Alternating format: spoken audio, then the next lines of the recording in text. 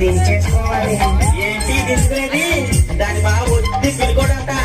ఇక మళ్ళీ మీ బావ సంగతి మాకెందుకు, ఆ బావ సంగతి ఏంటో చెప్పు.